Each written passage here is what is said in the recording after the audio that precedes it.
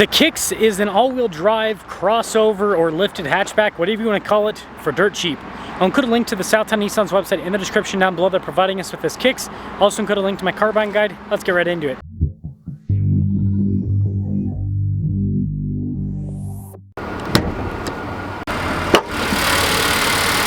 Powering this is a 2-liter 4-cylinder that goes through a CVT. Fuel economy is 27 around town, 34 on the highway, with power outputs being 141 horsepower and then 140 pound-feet of torque. Now, do you have a shady past just like Nissan CVTs? Well, if you want to fix that, make sure you subscribe. I really like the metallic gray on this particular one, but the thing I really like is this new light design, how it's stacked. I think it looks nice with the grille there. And other than that, the Kicks, compared to the previous gen, just looks a lot boxier and a lot better. Tire and wheel setup is 215 by 60 by 17. You've got silver with the blacked out trim on the wheels. You also have these pretty chunky fender flares. There's more cladding on the side, and then you've got blacked out mirror caps. And this is where I think it's kind of a crossover, also kind of a lifted hatchback. It's in that weird in-between area. When it comes to key fob features, we got the Nissan logo, remote start, you've got your lock and unlock. And let's now pop inside. I think it's, yeah, not power, it's just hydraulic. You can put a cargo cover back here if you want. It's kind of cool with the mats there. And then a little bit of storage underneath the floor. And again, for a very compact vehicle, it's pretty spacious. Very boxy design with the taillights. You can see the gray trim on the badges. Kind of hides in the gray paint on this one. That will cap things off for the exterior of the Kicks. Let's check out the interior. So it is going to be more basic on the door panel itself. But you know, the seats have really nice cloth trim, especially that center section. It's very soft. Legroom back here is good. And yeah, these are very comfortable to sit in. Headroom back here is also good. Keyless entry for up front, and let's pop in. Blind spot monitoring with the mirrors. You've got your mirror adjustments just down below, and then I like the soft touch there. More of that cloth trim. The seats are manual with the adjustments. Now it is a little bit more basic with the steering wheel trim, but we do have adaptive cruise control. You've got your volume controls for the center there as well, regular stocks on the back too. Digital gauge cluster, which means there is some level of customization with it in terms of the information that's displayed. And then you do have a few different drive modes that you can switch between.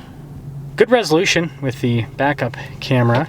And then as for the infotainment system, again, very user-friendly.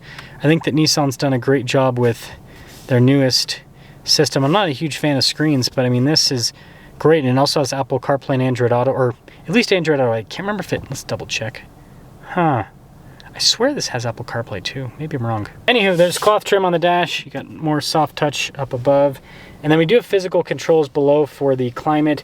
Single zone climate. We do have heated seats though, and you've got a little volume control there. We have some USB ports here, phone charging pad, and then your little engine stop start, parking brake and auto hold feature. Shifter here for the CVT, drive mode select right next to it. Some cup holders on the center console.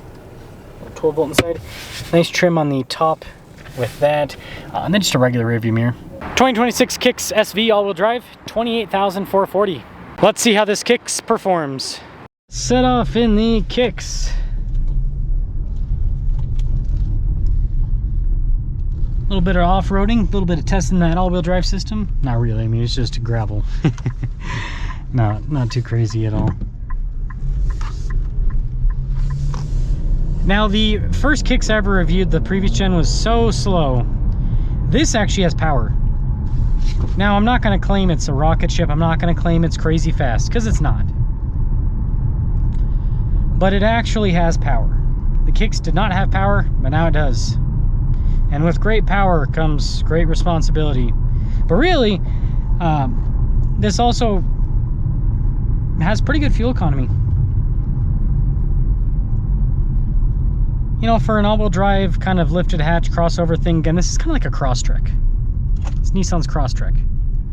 So I wonder if they can do a Rock Creek version. Probably not, because you can get a Rogue Rock Creek for barely. But also Super does the same thing where they do all the Wilderness packages, even though the pricing on Crosstrek Wilderness is super close to the Forester. But either way,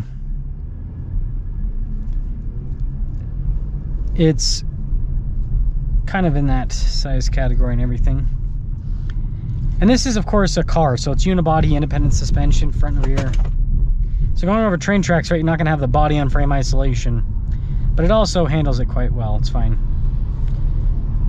And is not bad at driving at all.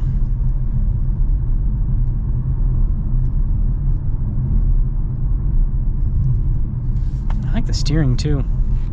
It's quick, pretty direct. This thing just drives well. Are they doing? No, I doubt it. Yeah, I was gonna say they got to be doing regular windows at this price point. It seemed pretty insulated though. Seems pretty insulated.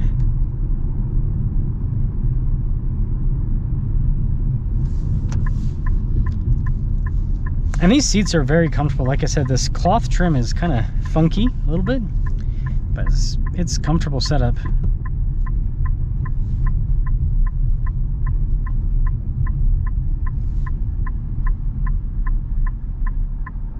It's pretty quiet in here.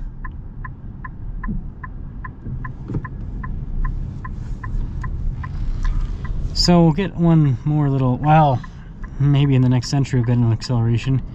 Man, there is so much traffic these days.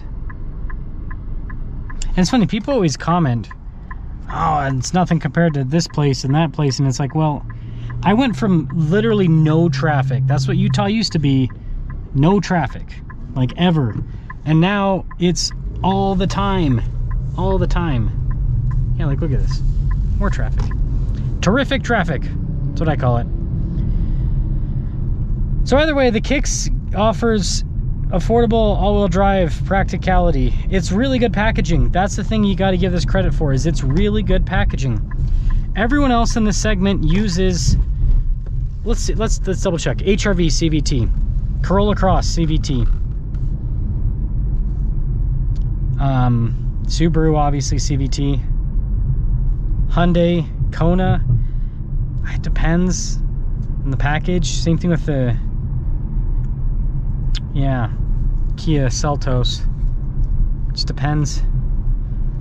So yeah, most everything's a CVT. So it's not like Nissan's doing anything crazy. And the Xtronic is not the old CVT. These new CVTs are supposed to be a lot more reliable. That's what I've been told. Time will tell. Time will always tell. Let me think about the Kicks, but I think that this is at least worth looking at if you're looking at the other affordable stuff. And I do think Nissan's kind of underrated in this space, because everyone goes like to Subaru and Toyota and Honda, but you know, Nissan's offering quite a bit of value at a lower price point and really good packaging. That's a big thing. This has really good packaging.